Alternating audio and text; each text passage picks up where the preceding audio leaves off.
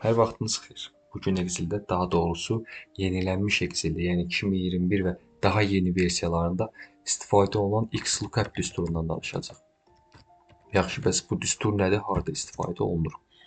Bu düstur əsasən kiçik cədvələ yəni kiçik bir data yazırsan, böyük cədvəlləri doldurmaq üçün istifadə olunur. Məsəl üçün burada məhsullar var, burada məhsullar təkrar olunur, amma bunların sabit bir qiymətləri var və biz XLOOKUP düsturu ilə bunu həll etməyə çalışacağız. Düsturu yazdım, tab vurdum, təsdiqlədim. Bütün məhsulları seçirəm, .virgül.